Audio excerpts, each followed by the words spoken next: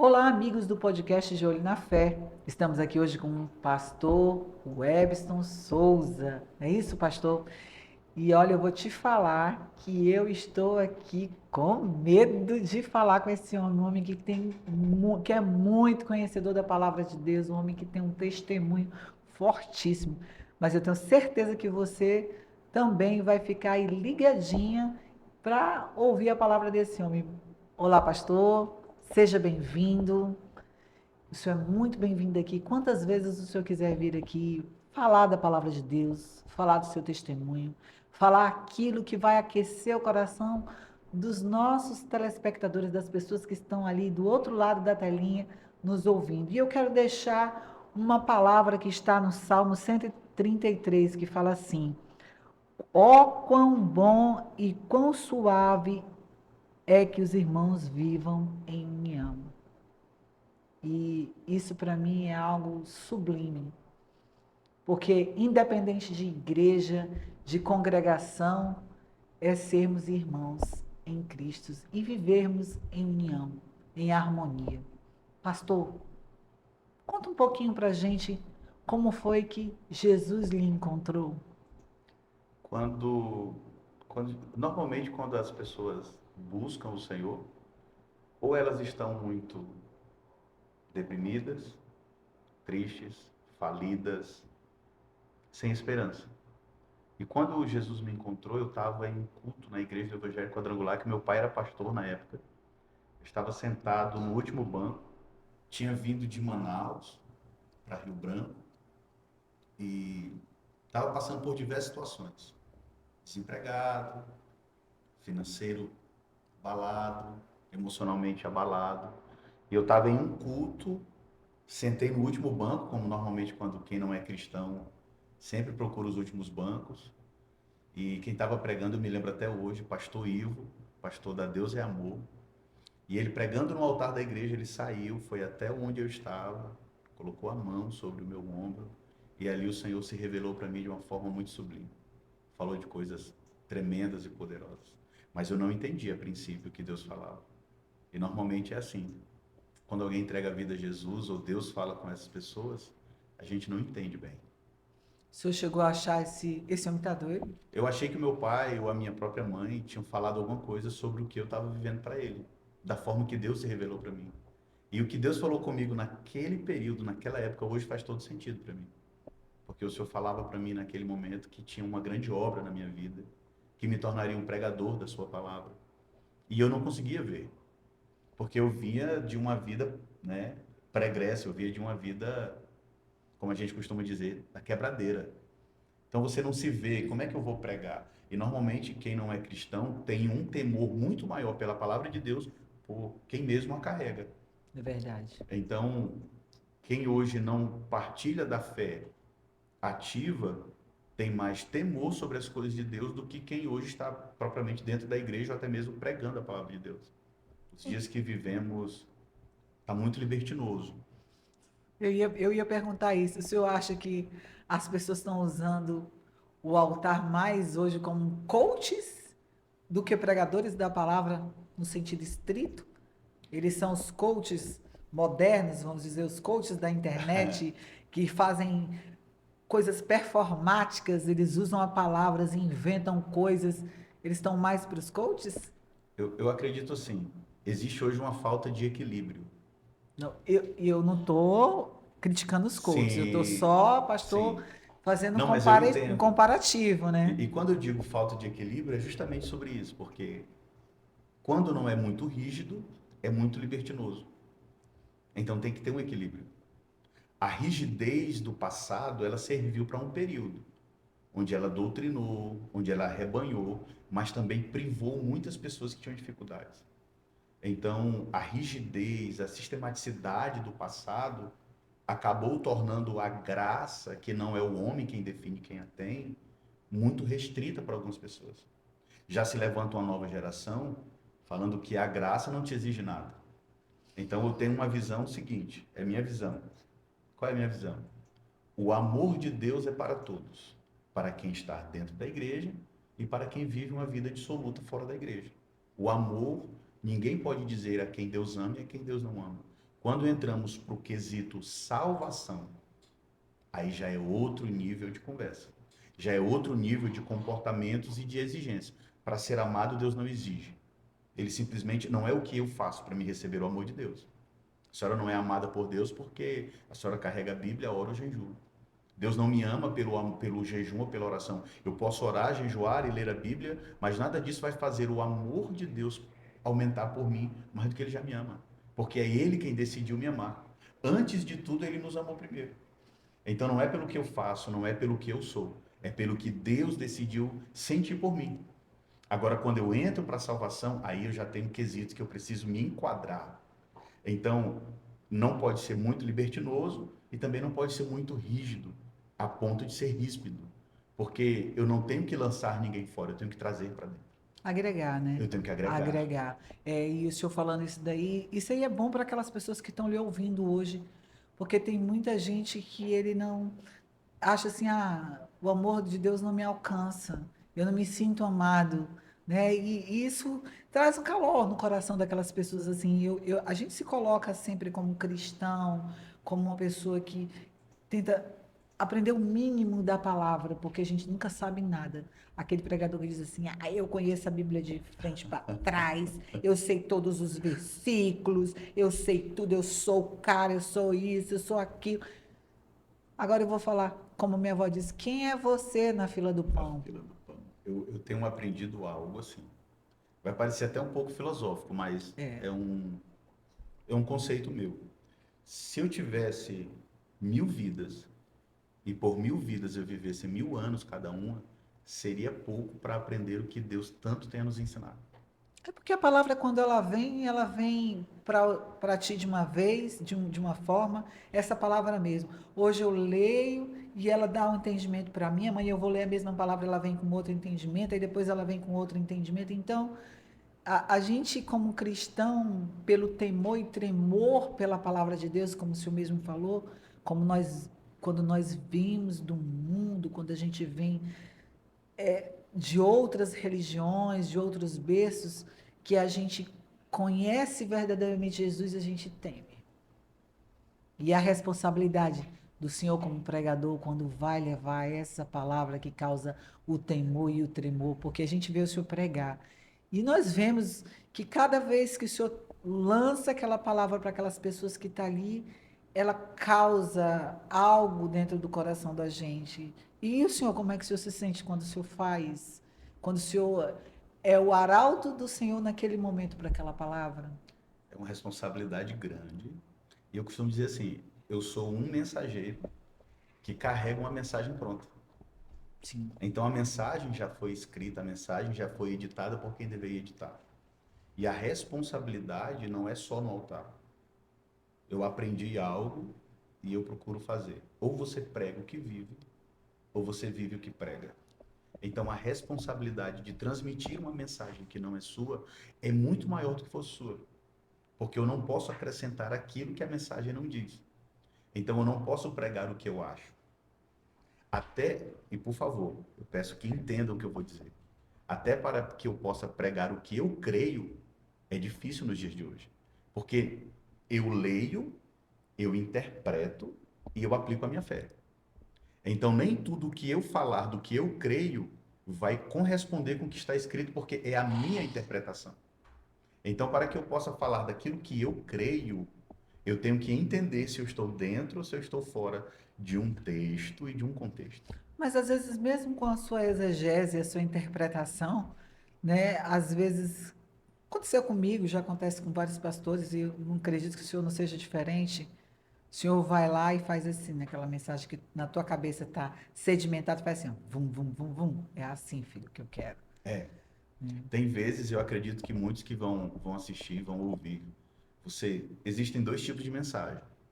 Existe a mensagem que você esboça, que você ora, que você pede a Deus que manifeste a presença dele na hora dessa ministração, que Deus fale com o povo através dessa mensagem, e tem aquela que na hora, quando você vai ministrar, o Senhor Deus vem, toma o teu entendimento e te diz assim, fala sobre isso.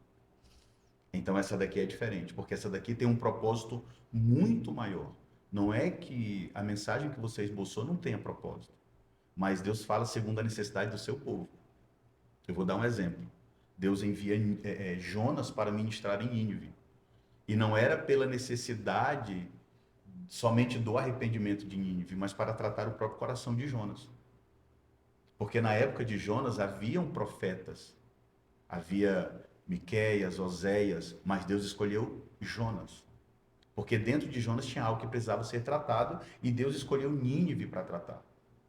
Então, Jonas leva uma mensagem de arrependimento para Nínive e ao mesmo tempo Jonas é tratado pelo sentimento que ele tinha acerca de Nínive. Então, para mim poder transmitir isso, para mim poder transmitir essa mensagem dentro do temor, do tremor e da seriedade que exigem, porque hoje se manipulam sentimentos e emoções. É muito fácil você pegar uma igreja, colocá-la de pé, fazer da glória a Deus, fazer da aleluia, mas quando terminar o culto, você perguntar e dizer assim: o que foi ministrado hoje? Dá glória a Deus, dá aleluia, mas esquece do principal, de convidar a presença do Senhor ali para dentro. Sim, Tá e de diferente, é aprender. como acontecia em Samaria, né? Criavam templos, tinha toda a ritualística, mas o principal, que era a presença, não tinha. Pastor, algo assim marcou a sua vida nessa sua jornada como um pregador, como um pastor, como uma pessoa que leva a palavra para as pessoas, algo assim que diz assim, nossa, isso mexeu comigo. Um testemunho de algo assim que diz assim, realmente Deus, eu vi Deus naquilo ali. Quando, logo quando eu casei, eu estava desempregado. E vou aproveitar o momento para mandar um alô para minha esposa. Deus te abençoe. Logo quando nós casamos, eu estava desempregado e só ela trabalhava. Eu até digo assim que ela foi mais homem do que eu, porque eu não teria coragem de casar comigo mesmo naquela época. E ela aceitou. E pouco depois de nós termos casado, ela perdeu o trabalho. Então, assim, nós fomos literalmente viver na fé e da fé. Então, o que marcou a nossa vida, a minha vida, era que pessoas chegavam na frente de onde eu morava, batiam palma, chamavam o meu nome, pessoas que eu nunca vi. E a pessoa trazia 1 quilo de arroz, trazia R$ 2 de oferta na mão. E eu estava em um processo de tratamento muito grande. O orgulho, né, masculino, sou provedor da casa, não obrigado. Mas aí o Senhor foi moendo a minha vida. Então o que que eu aprendi? Que viver na fé, viver da fé, no altar e do altar, quem realmente se dedica, sempre vai ver as provisões de Deus. E o que marcou minha vida é isso, que Deus sempre proveu dentro de um cenário não favorável. Porque esse é o Deus da Bíblia. E nesse período que o senhor foi provado por Deus, foi moldado, o senhor pensou em desistir? Diversas vezes. A minha esposa dizia assim: tem que orar, sobe um monte, vai ler. Eu pegava minha pasta cheia de currículo, eu batia na pasta e dizia: eu vou fazer isso aqui primeiro. Ela dizia: tu tem chamado, Deus te chamou, vai buscar a Deus. Eu dizia: tá aqui o meu chamado. Aí eu batia na pasta cheia de currículo e eu saía para entregar currículos. E eu passei 2 anos e meio vivendo na fé e da fé, sem aceitar o chamado de Deus. A minha esposa viu o chamado de Deus na minha vida primeiro. E sim, quantas vezes pensei não em desistir da fé, mas em não dar seguimento nessa questão de chamado, de pastor. Hoje, infelizmente, existem muitos mercenários da fé. Infelizmente. Eu E, já ouvi, e eu já quem vi. não é, desculpa, e quem não é, não se chateia com o que eu estou dizendo. Mas quem é, vai se sentir confrontado. Então, existem sim muitos mercenários da fé, como está escrito em Ezequiel, pastores que pastoreiam a si mesmo e a sua própria casa, mas não pastoreiam mais o rebanho do Senhor. Então, por conta dessas situações, né? É o verdadeiro pastor que come a lã das ovelhas, né? A Como a lã das gente fala. ovelhas. Pastor, eu vi esse testemunho do Senhor e algo que me chamou a atenção. E eu gostaria que o senhor compartilhasse com as pessoas quando um bêbado lhe interpelou.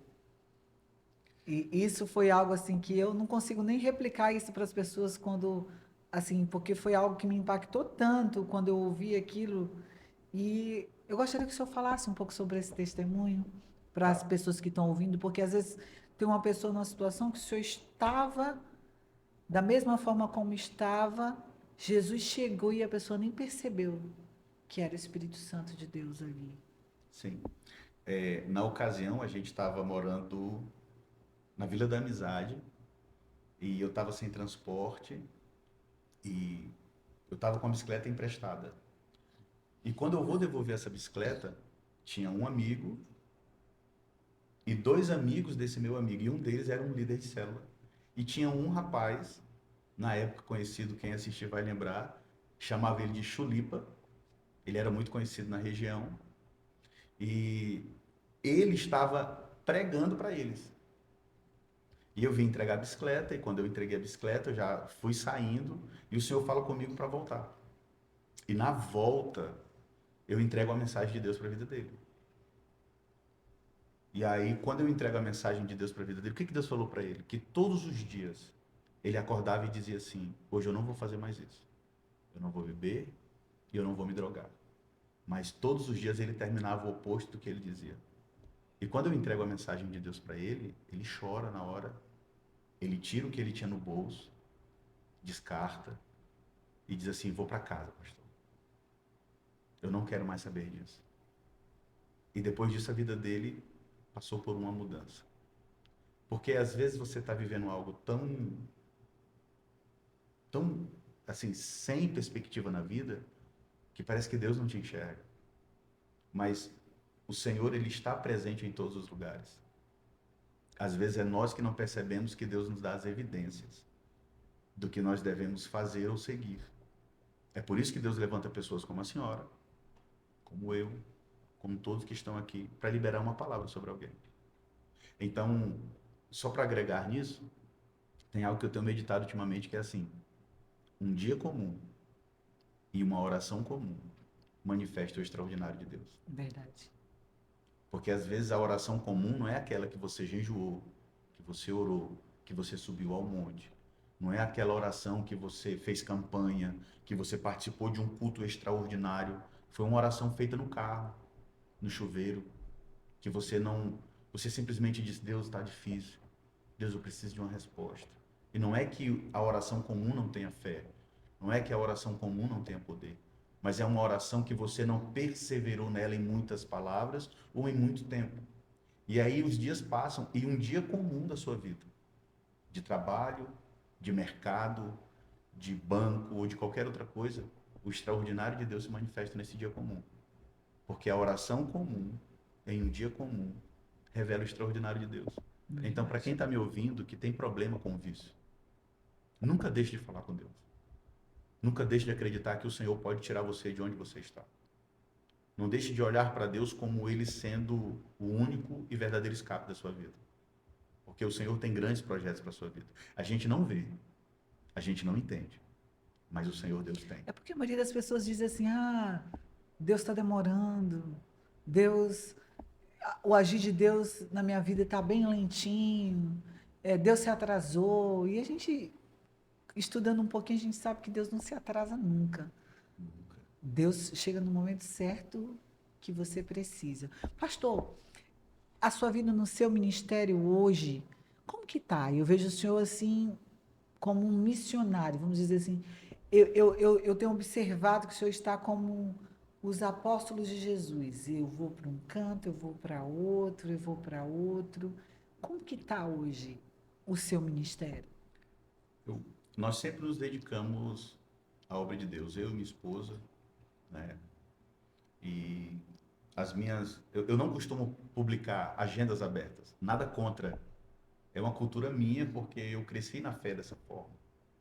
Mas eu conheço pessoas que indicam pessoas e eu tenho saído para ministrar a palavra de Deus. E para o reino, porque o reino não tem placa denominacional. O reino é palavra, o reino é Cristo. E então, aonde me dão a oportunidade, eu vou e ministro. E o Senhor tem me levado a situações que têm me exigido maturidade, sabedoria, e eu tenho aplicado isso na minha vida. E em meio às dores, às percas, eu faço como Paulo, deixando para trás, deixo tudo para trás e sigo porque eu tenho um alvo. Que é Jesus. E o meu alvo é Jesus, o meu alvo é o reino.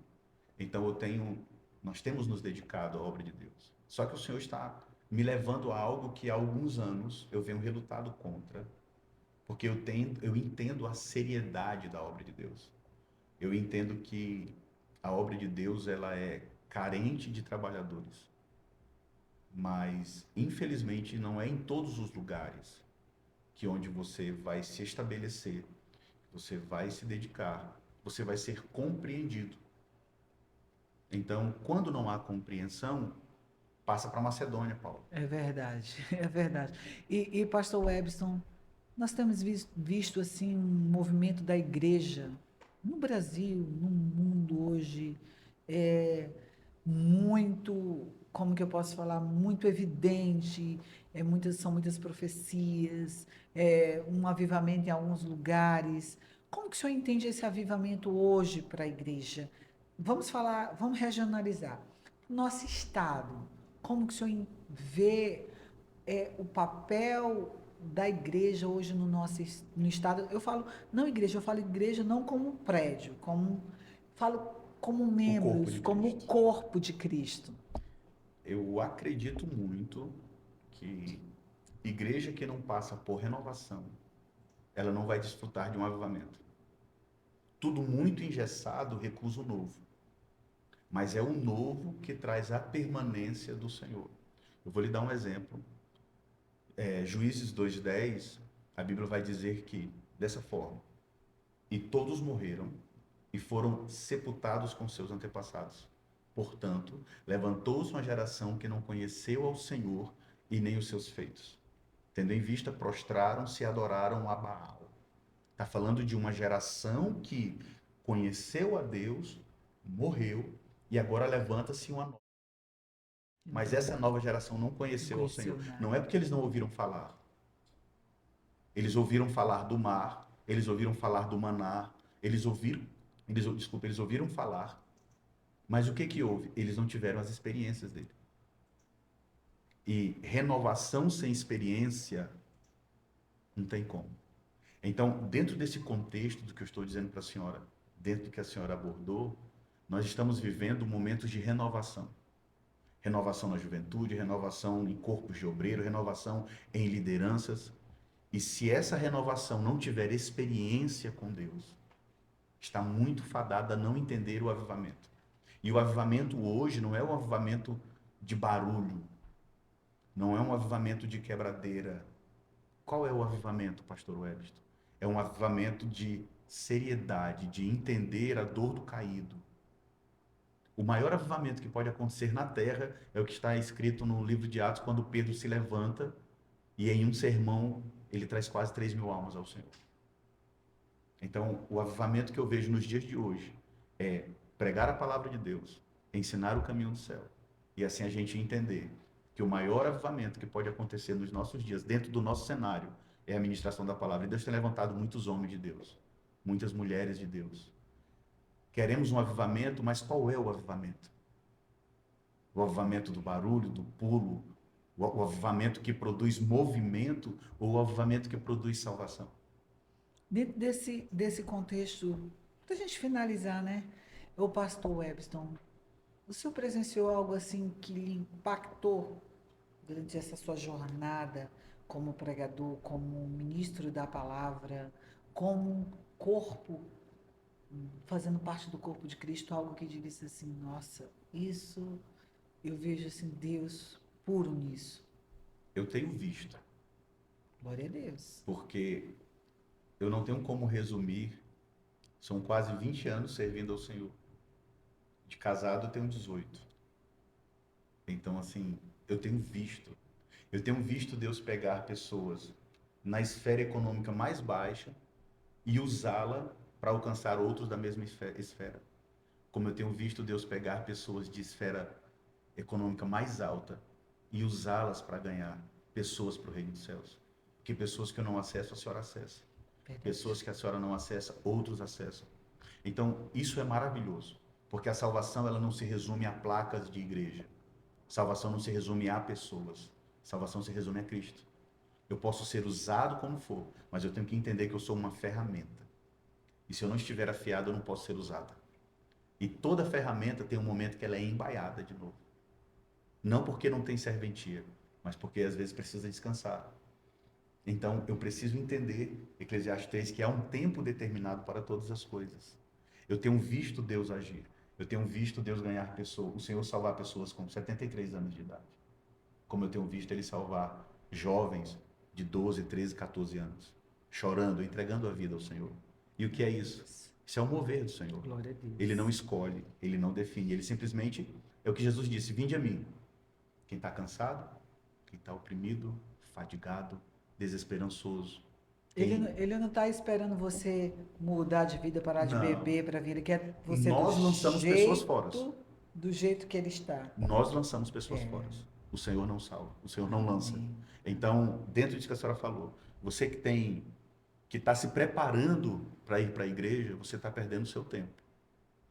Porque não se prepara para aceitar Jesus. Jesus nos quer do jeito que estamos. Com certeza. Não tem exigência não para aceitar Jesus. Você vai entender as exigências, não aprender as exigências. Então, se você vier para o Senhor, você vai entender o porquê que existem algumas exigências. E depois, só existe um sentimento, depois que se entrega a vida a Jesus, que é arrependimento. Glória a Deus. De não ter conhecido antes. Eu estou aqui para agradecer o pastor Webston por esse bate-papo. Nós poderíamos ficar aqui horas conversando, dialogando, porque falar sobre Jesus é maravilhoso, é algo gratificante, é algo que aquece nosso coração. E para você que acompanha as nossas páginas nas redes sociais, nos siga, compartilhe, dá um joinha lá e mande para mais um. E para nós encerrarmos aqui hoje, eu vou pedir para o pastor Webston fazer uma oração. Aquela oração que você está precisando para aquecer a sua alma, para sarar as suas feridas.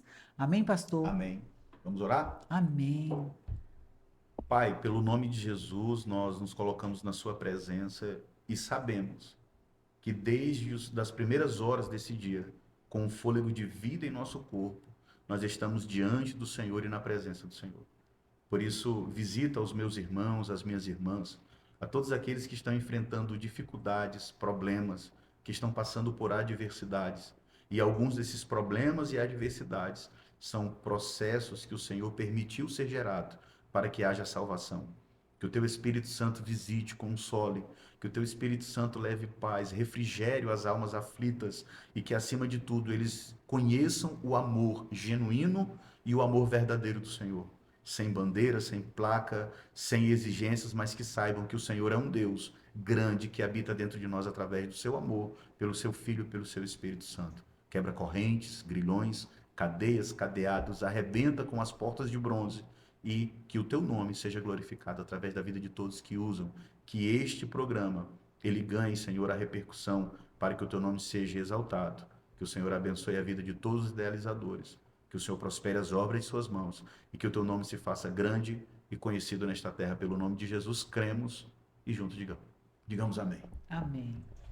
Obrigada, pastor.